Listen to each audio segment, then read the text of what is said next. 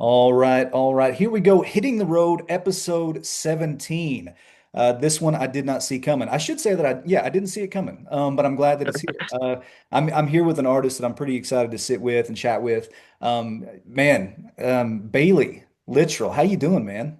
I'm good. How are you? Man, I'm so good. I'm so good. And so, Baylee, one thing, man, that I think that you could do for me, and this is going to be huge, for me and just my house and how it runs, is you can answer a question for me. First, just for right out the gate. So your last name, could you pronounce it for me? Because here's the reason I asked. Because my wife and I have got we've got a difference of opinion, and I think that if you answer the way that I think you're going to answer, I Yeah. think that she may end up doing the dishes for a week or so.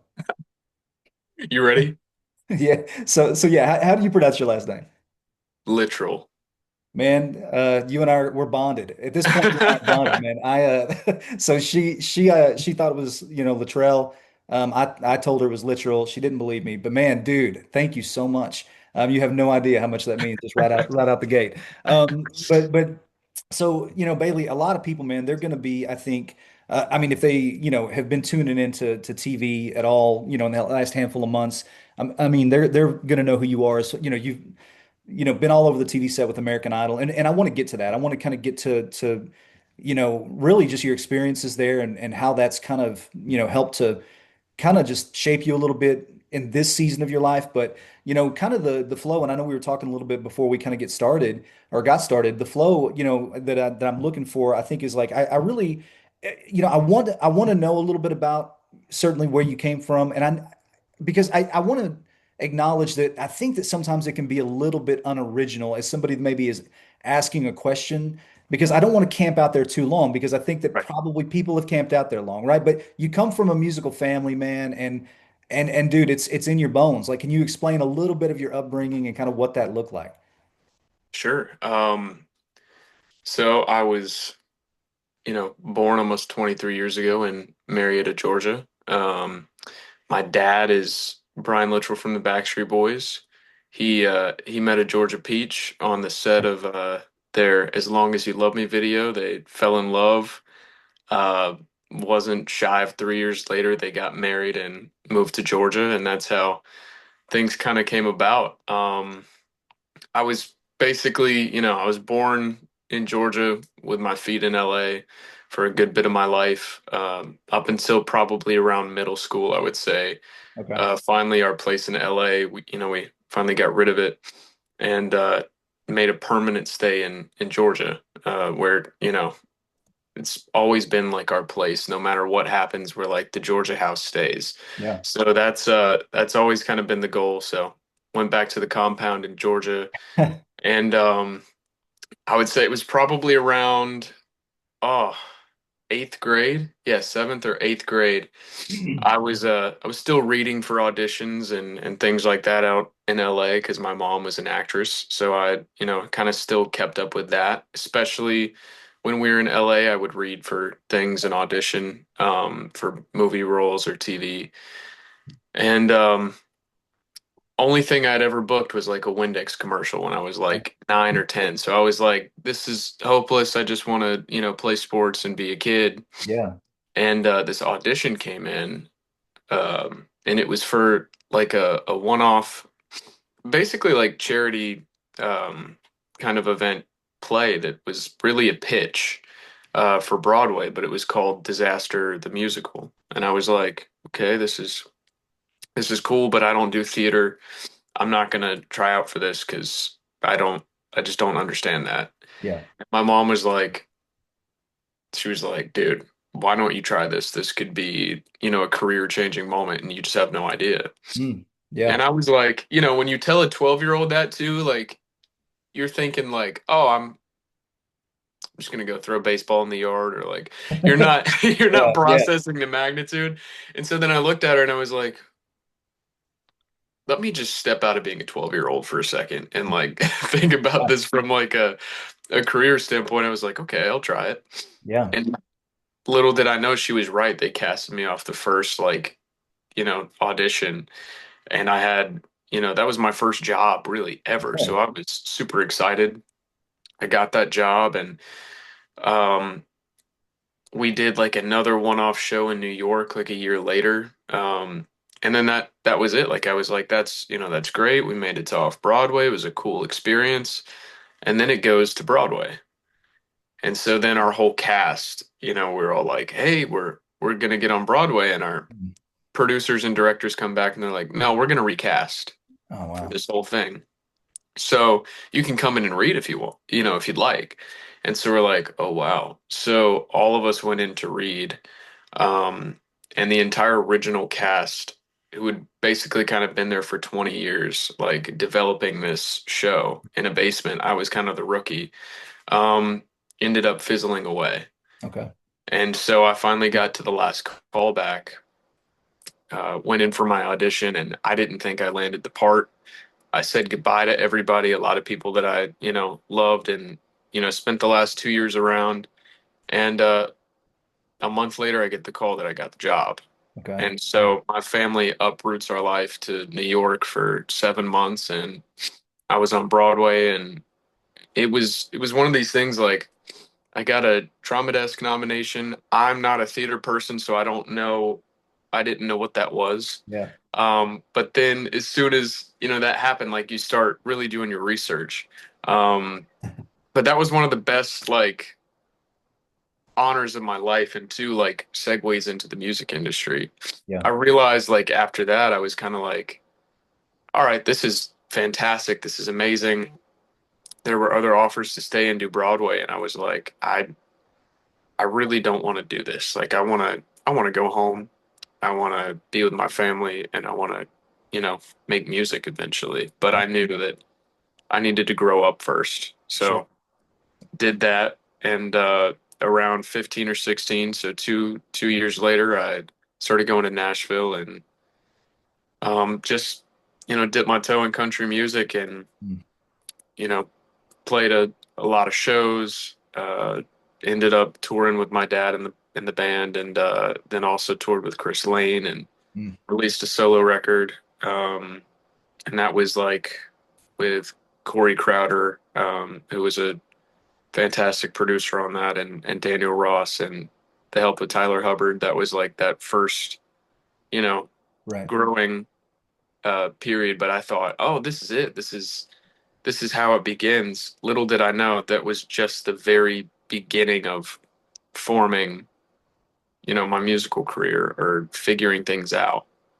And I was super lucky to get to start off with like amazing people around me and amazing talents to help me along the way and help me learn. But I mean, I had so much to learn. Yeah. Fast forward, I'm still struggling, still trying to find my way, not getting a whole lot of yeses, getting a whole lot of nos.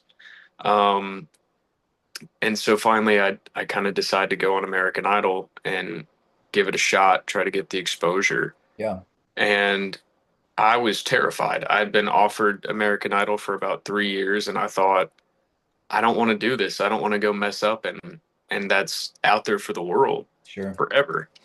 And I knew the risks of, my family kind of being put in the spotlight again, and I was like, I don't know if we want this. I ended up taking that chance, and it ended up being one of those opportunities where, like, I realized how much I still had to learn Mm. about what I do and who I am. And it was seeing really like the joy of people that have only been doing this in the basement of their house or singing at clubs in their hometown. And then they go on American Idol and they have this joy and this want and this drive and this passion for music that when you're in the industry for a while and you get a lot of no's, that kind of goes away.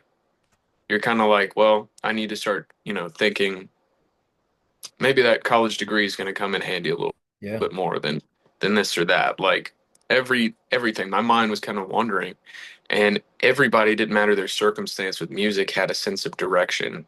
Mm. They had a will and a drive to get through the competition or just get themselves out there. And I thought, man, like this is what you've been missing. You've been so caught up on the nose or so caught up on the, getting shown the door or playing a show and two people showing up that you miss the whole purpose of this. So that experience like revitalized me, whether some contestants had 300,000 plus followers and were established trying to get more exposure, or they had, 15 followers and they were starting out from a small town in Arkansas. It didn't matter. Like we all had that same goal, and everybody on that show that I came across taught me um, to never ever change your want or your drive Sure. for this business. No, man, no, and thank you for yeah, I mean, thank you so much for kind of giving me a little bit of a framework because here's kind of my question. I want to kind of go back to like you mentioned your younger like theater days. Yeah. And man, if you can like as best you can like just separating your parents' careers, like separating that just as parents. Like them supporting you. You said you moved to New York for 7 months. Like I mean, when you're a kid and your family's like, hey, we believe in you this much. Like how much confidence did that give you, just knowing that they were willing to uproot their entire lives for you? It was it was fantastic. I didn't know how it was going to work. And my parents came to me and they're like, "Are you crazy? We're all going to New York. Like if you're going, we're going." And I was like, "Really?" Meanwhile, dad would have work, he would fly in and out, but he wasn't coming to Georgia. He wasn't going to LA. He was going to New York. And it was one of those cool things like we just all piled up in a tiny apartment with four dogs and made it work for 7 months. And it was seriously meant the world to me too. Like, we had so much stuff going on, but my parents decided to stay in New York with me, and it was I mean, I needed them so much. Like I couldn't have done it without them because I just it was tough, It was super tough. You didn't have anybody close to you. I was 13 and the second youngest in the cast was 28 years old. Oh wow. So it was you were alone, Yeah. and that was that was like the turning point for me is just seeing my parents' unwavering support or when I felt like wanting to give up and they're like, "You've got this far. Yeah. You've been here. Why are you going to turn around and walk away from it?" So it was stuff like that. Mm. And we had our fair share of trials and tribulations with that, but at the end of the day, it was one of those experiences without it. Mm.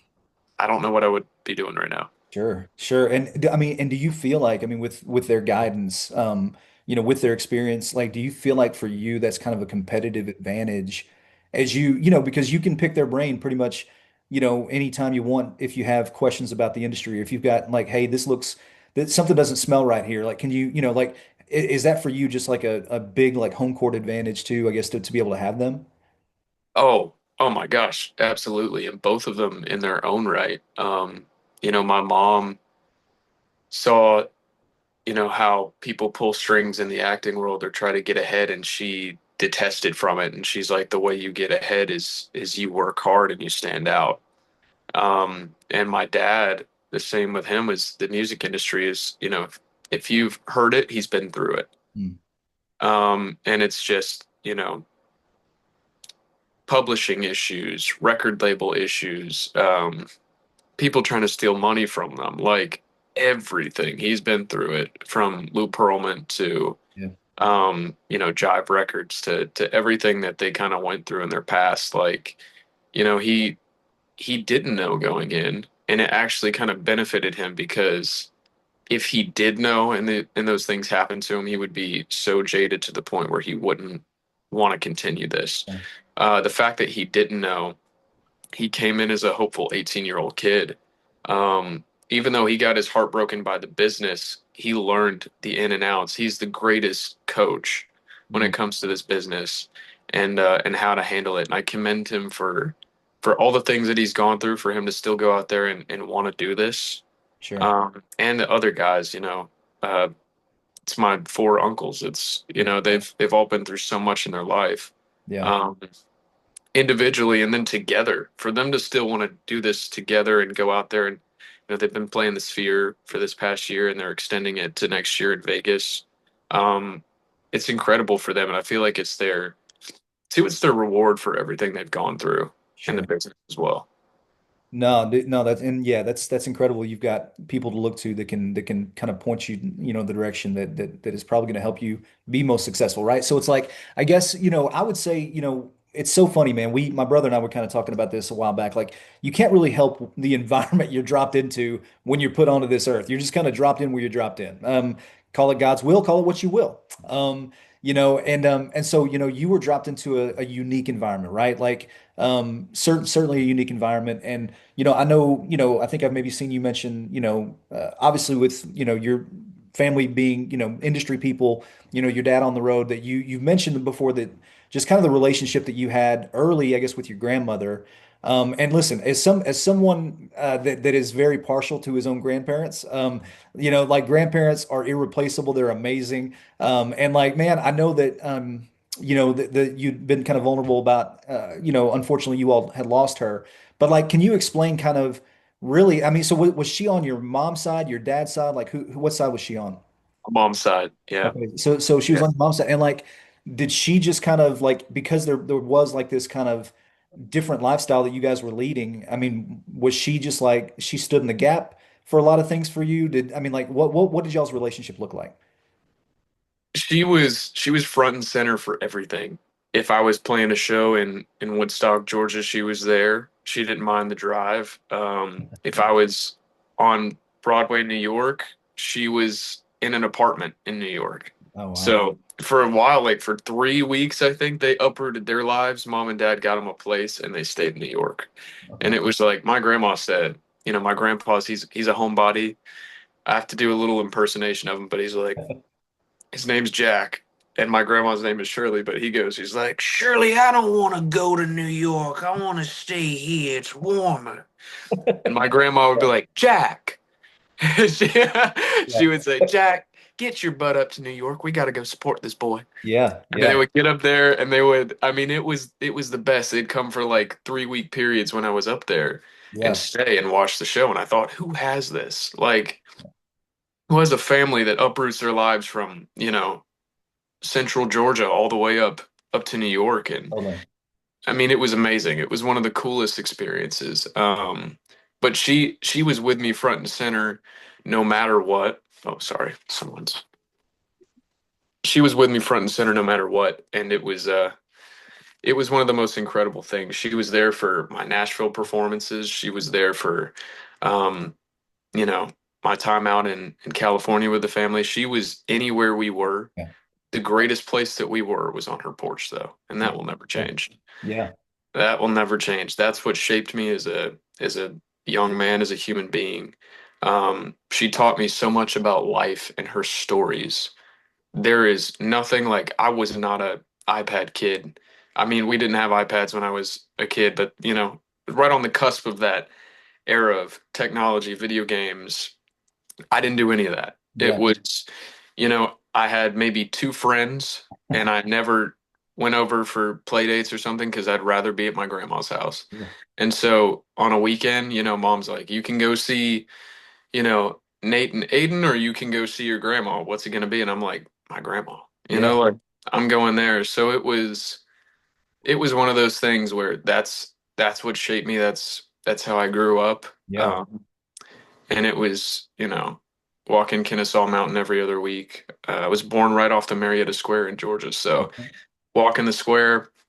I just took my girlfriend there for the first time like 2 weeks ago, and Yeah. let her see like my childhood. Okay. And it's the craziest thing, I keep telling her about my hometown or where I grew up, and she's like, you've talked about it, but you haven't shown me. And I'm like, all right, it's tough to go without my grandma being present, but like going back and seeing Marietta, Georgia, it's what shaped me as a human being. Sure. Absolutely.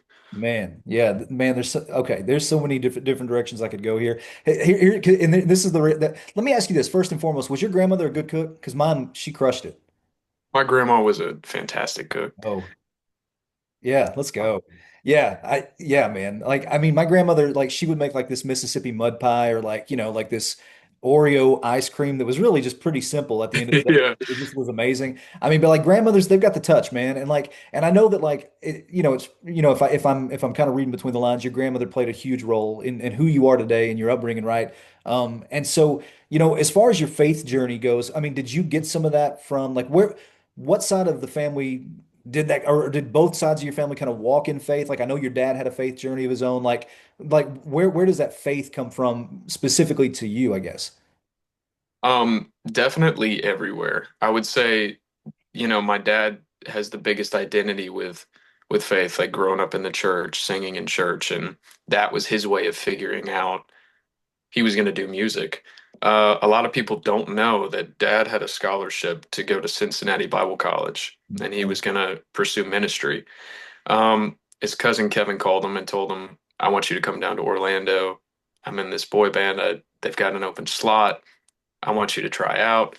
So that's kind of how his life went, and he always stayed with God and wanted to come back to it and make Christian music. That was kind of his first love. So Yeah. he released his solo album years later, but it's from my mom's side of the family too. My grandma was very, very spiritual. Mm. So if I ever tried to escape that, there was no, she was like, honey, you're not going anywhere. The Lord's going to be standing there. Yeah, yeah, Every yeah. side of my life was covered in faith. My mom's whole family are Southern Baptist. Okay. So if I was going to Kentucky to visit my dad's family, it was there. If I Yeah, turned around, it was in my backyard. It was everywhere. So, Jesus has been the focal point of my life. At sure. times I've strayed. Um, but two, just, I mean, it's the most fantastic blessing to have and to be grounded in. Yeah, And my grandma she was that person. So not only was it my mom, that was pushed to her as a young girl, but she's like, if you have any other questions, ask your grandma. yeah. So it was very much you know, my grandma was one of the most educated people in faith, and it was the craziest thing. You could talk to her about anything, and she would have an answer, or and you're kind of like, wow, well, I'm not conflicted about that anymore, or Sure. Sure. And part of the reason, man, I kind of want to press on that because, and one thing that you shared in other, spots and places is that, dear Jesus, that was kind of with her in mind, right? Like, um, that was kind of, she's kind of on your mind in that. And so here's my question, because it's like, man, Christian music, faith-based music has become so almost mainstream now. With some of the music that you've made and some of the stuff that you've done in the past, whether it's, primarily kind of, a country, kind of vibe, like you mentioned, like the Tyler Hubbard stuff, whatever it is, like, do you ever feel like, hey, like there may be a lane here for me to even lean in here? Or like what is the lane that you most want to lean into? And does it have to be just one? I don't think it does. I really don't think it has to be a certain lane. I'm a helpless music lover. And what happens with that is, I grew up on country music. I thought that was going to be the way I was always going to go. Um, my writing is a little obscure for country. It's different. It's complicated. It's not everything's about a beer in a bar. Mm. I try my luck at it, but it's just certain things. I'm kind of more on the artsy side, Yeah. but it's I don't know. There's definitely a lane for Christian music with me. I never wanted to be pigeonholed as a Christian artist. Um, but I look at it this way: is every genre I've gone into with an intention of what I want to do and the vision I see. This and Hey Jesus, the song I released, this is solely for God. Yeah. This is solely for Him. I have zero intentions other than about my career with Christian music other than this is my love letter to Jesus. And that's really where I've gone with it. And I never knew I was gonna dip my toe in this genre or be able to write gospel songs, but it's again one of the greatest accomplishments to me of my life is being able to sit down and write a song. And Sure. losing my grandmother was part of that Sure. because when I lost her, I was aware of like all of our, you know, mortality for the first time. I thought, this is what you've heard about. This is what you've seen from a distance with, distant family or friends. But now to see, you know, your number two most steady person in your life, it was my grandma and my mother were always, when my dad couldn't be there, that's where my grandma came in. So it was that whole thing of the second most stable person you see in your life all the time is gone. You're Yeah. like growing up with strong women in the household too. You always worried about your father and your grandfather. Yeah.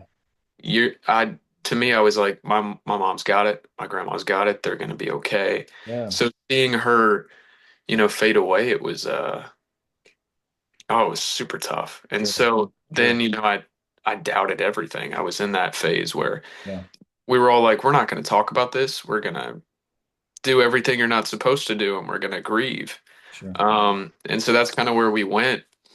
And all of a sudden, I write this song, and then I had no questions about where she was or where I was in my life. So Yeah. it was things like that. Yeah. Man, and real quick, let me backtrack a little bit. I think I said dear Jesus. I meant hey Jesus, so my Very apologies. good. So yeah, I mean, yeah, it's crazy because and again, I know some of the stuff it can I mean it's the fabric of who you are, man. It's it's the DNA, it's the stuff in your bones. And it's some of it can be heavy, but some of it, man, probably brings you a lot of joy too. I mean, the music probably brings you a Absolutely. lot of joy. And I know we talked a little bit before, we just kind of hopped on as of this recording, I mean, the world, is kind of in a heavy place, man, and kind of in a different place. And so, there've been, different outlets where, I mean, people have seen you like, season 23 of American Idol, and you made the top 20. They get a chance to know you, they get a chance to see a little bit more of who you are. And like, tell me, in your opinion, and man, I don't expect you to have the answers for the entire Right. world or for a generation. That's just too much pressure. But my question to you would be like, man, what do you feel like right now, with just the platform that you've got, the platform that is developing, like what do you feel like right now for kids, maybe your generation, like what do you feel like maybe they need to hear? Like what is it we need to kind of, hold on to? Oh, personal perspective. Um, find out who you are, be okay with it, um, and search for ways to be a better human every single day. Yeah. We are living in a time where we're all so self-absorbed and we can't even really help it. That's not like a diss at people, especially not at my age. We're living in a time where um, being self-absorbed is indoctrinated by society Yeah. because it's our phones, it's our way of life, it's social media trends, it's everything is. We have to get back to the basics. Mhm. Um, I'm not going to tell anybody how to live their life or how to be as a human. That's not my place. Yeah. I'll just say that personally, like my friends that have gone through struggles, how I've gone through struggles, turning to faith, turning to a voice for guidance. Mhm.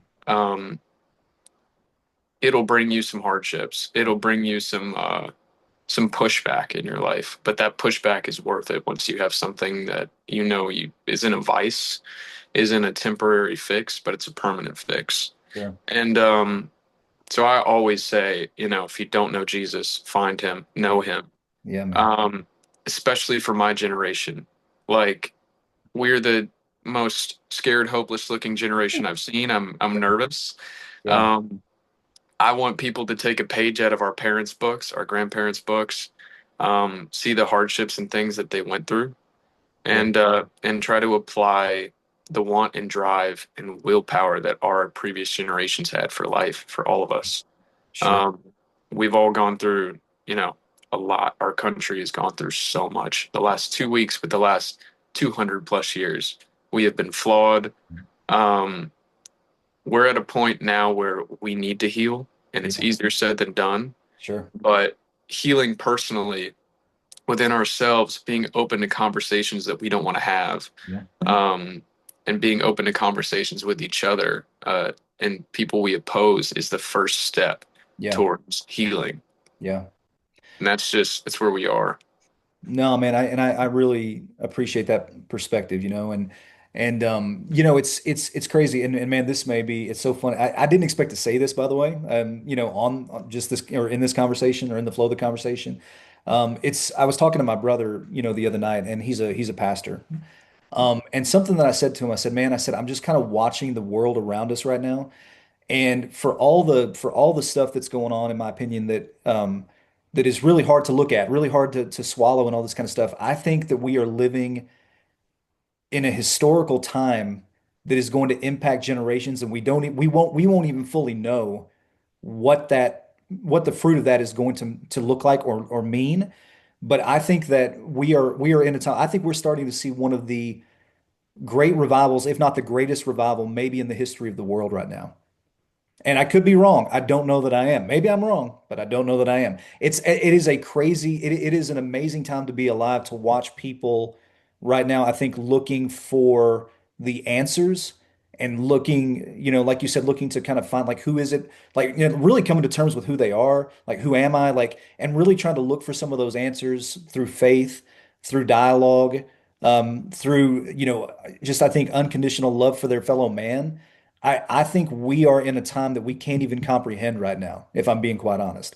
For all the dark spaces. And I don't know if you would agree with that, but I think that with some of the things that I'm seeing the last couple of weeks, the world is, I think, pivoting, and I think there's a lot of good there. There's a lot of hopefulness, I think, in front of us. I absolutely agree with you. It's things sometimes have to get worse before they get astronomically better. We're at a point where I feel like in our country, especially with our youth, with our people in general, we've had growing pains where we've been stagnant. Yeah. We've been stagnant for so long when you saw numbers of Christianity dip. You saw numbers of even like political engagement dip. We Mm. got to this point where everyone disagreed with each other, and every multifaceted of life, Sure. whether it was religion, politics, policy, what goes on in your home. And then now we're at a point where even if we're divided, it's being talked about again. Yeah. Yeah. It's a topic of conversation again. And in the recent weeks, what happened to Charlie Kirk last week, love him or hate him, you Hey know, guys, I just wanted to, I hate to interrupt. I just wanted to see if we could bring it back to the music a bit and just Sure. just tie it in back to Hey Jesus. That would be great. Thank you so much. Sure. sure thing. I don't mind talking about this too. So Yeah. I'm gonna say something like it or not. Well, With this, yeah. I'm just praying for people. This is tough. I hate seeing that division here and seeing that it comes to taking people's lives. And it's not just that. We've had so many things happen, but seeing that just breaks my heart. But again, it's a place to start again, and it's a place to have conversations again and work through things differently. Yeah. Yeah, and well, and and again, I want to be, respectful. But I appreciate, I appreciate your perspective on it, and again, it's and getting back to the music, right? Like I think Yeah, that, man, let me ask you this because American Idol. I know you said you kind of had to be, not convinced, but I mean there were some opportunities to do that earlier on, right? And like, and then you did it. Was that hard? Like, was that because, as you're starting to kind of like create your own voice, as you're starting to kind of create, the just really the imprint of your own music and stuff like that, your own following. Like, I guess my question is like, do you feel like that was looking back on it?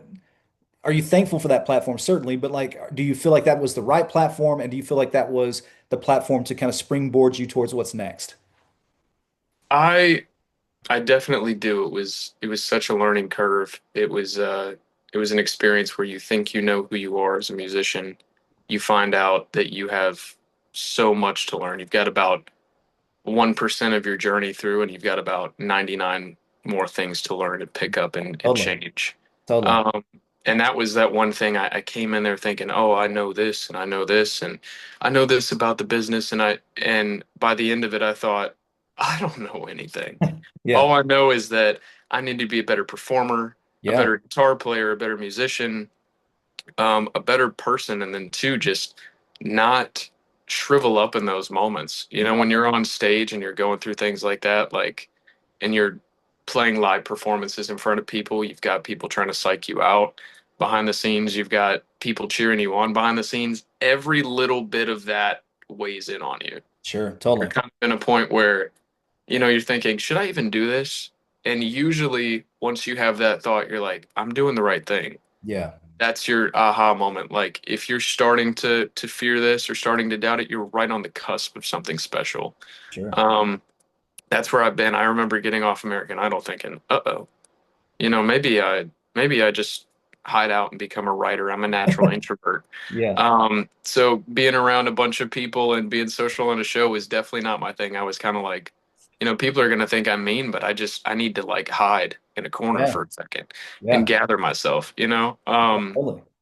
And it was one of those things, but it definitely taught me how to force myself out of the personal box I'd put myself in, and also own up to who I am. That show kind of showed us that you can be your own musician. You just have to fight for that sometimes Totally. because a lot of us didn't have a sense of direction going in there. They tried to help us, and it either helped or hurt. And at the end of the day, it helped because you had to find out who you were as a musician. So Sure. I believe Well, that.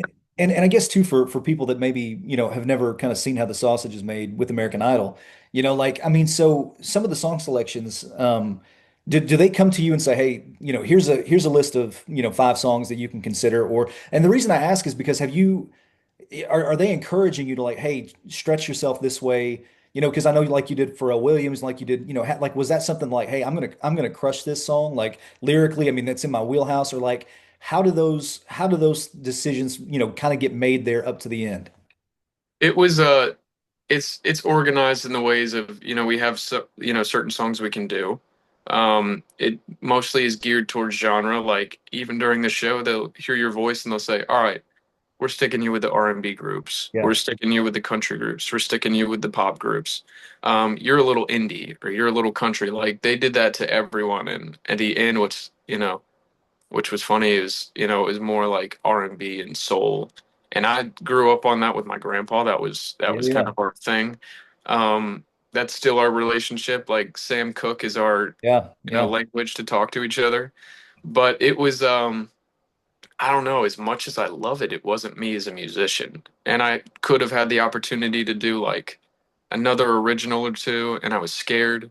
I ended up kind of reverting to songs that I wasn't super confident singing.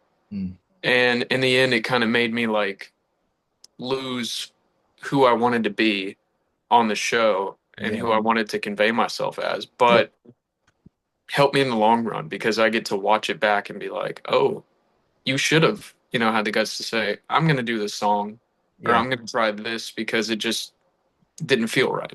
Yeah. Well, so I mean, moving forward, do you kind of feel more empowered like next time that like, hey, if I feel that kind of like that maybe that insecurity or whatever, like I feel like I can push through that and still make the choice that I feel like is like in my gut, I feel like is the right choice. I definitely do. I Yeah. feel like starting now, I've had to label everything my whole life. I have to label things to know, especially in music, what they are, genre wise, or what direction you're going in. I'm not labeling this. Like this is kind of, I wrote two country songs last night. Haven't written a country song in more than 2 years probably. Huh. Before that, it's been singer-songwriter and kind of folky or R&B or more pop geared stuff. And the project I was working on now, it's been about 13 different changes. It's going to be a more pop record, or it's going to coincide with the last, singer-songwriter project you did, or you're going to return to country and actually make it country. Like I've gone through so many different things, but this next record is again going to probably have every genre on it. And no matter if it's too confusing for people, at least there's going to be a song that everybody that loves every type of music can identify with. So Yeah. that's going to be the cool thing is I'm trying to like open the book, and this is really for the personal love of music, bringing that from American Idol and finding like, dude, all of these different artists shaped you, Yeah. so you know take little bits of each genre and pay tribute. Sure. So that's really what it is. Well, and again, and I don't want to necessarily, if don't want to let the cat out of the bag just yet. I mean, so a new project like that, is it something that you guys are just going to kind of drip out a little bit at a time? Is it something that, like, is there a release date for that? Like, I mean, what are you most excited about behind that project? I was shooting for the end of the year, but then I got caught up on which songs that we want to put on there and add, and so now it's looking more like springtime of 2026. But there will definitely be some slow rollout releases and things before that. Yeah. And you've got Hey Jesus, and I'm still trying to debate on if that's the record or I do a gospel EP, Yeah. or I put that on the album. I've been so torn on what to do. Sure. Um, I've got another faith-based song I'm gonna work on in Nashville in about a month's time. So we'll see. But I think it's up for debate right now. Definitely gonna roll out some R&B influences and even bring back some country elements and things like that in the next couple months and see what people think. Yeah, man. Well, and I've noticed, and again, thank you for just taking the time. And before we wrap up too, I mean, like, so I know that you've got some stuff, in the works as far as like you're going to be, kind of, you've got some performances lined up and that kind of thing. And I guess too, like, obviously you've got a country background, so to speak. You were, like you said, 770 kind of thing, which I'm guessing is kind of an ode to where you come from. Hey, I do have a question though, and this is more for a friend of mine, okay, who was a Georgia Bulldog. I got to ask you this, dude. He's going to be so whacked out of his mind, confused why you were a Georgia boy that went to LSU. Can you fill me in on that? Because he's going to be like, dude, that's like sacrilegious. I can. All right, so this has been something I've been trying to work through because I I strongly debated applying to UGA and like uprooting my life to Athens for at least, 2 years, Okay. and trying to and build, a foundation in Athens or in Georgia. But with this career and how demanding it is and how inconsistent your location can be, um, I knew I couldn't. And so I got to the point where after high school, I was like, I'm not gonna go to college. There's Yeah. just no way it's gonna work. UGA was definitely in my sights, and it just never happened. Yeah. Um, Fast forward to, the last like year and a half, I applied online at LSU. I thought, man, I can do this from anywhere. Yeah. My one deal is I talked to my grandpa. He's a UGA, Bulldog all the way Yeah. through. He started in 57 at UGA and he Okay. never got to finish. And so he told me, he was like, "Look, please go." He's like, just go to college. He's like, "I don't care if it's online or in person." And I was like, "Well, I can't do online from UGA." And he's like, "As long as it's an SEC school Okay. Okay. and you've got sports to cheer for and you've got a culture, I don't care. Do Yeah. that." He's like he's like, "Don't go anywhere else." He's like, "Please go to a sports school." So I was like, "All right, you don't have to tell me twice." Yeah. So, I looked around and LSU was just I was like, "I'm not ruffling feathers if I do Florida." So we can go with LSU. And I was lucky enough to get in, and it's been one of those experiences where I'm so proud of my school. I never thought I'd be wearing purple and gold, but I spend every day I seriously wake up, I look at my girlfriend, I roll over, and I'm like, Yeah. "Go Tigers!" Yeah. Yeah. Totally. Totally.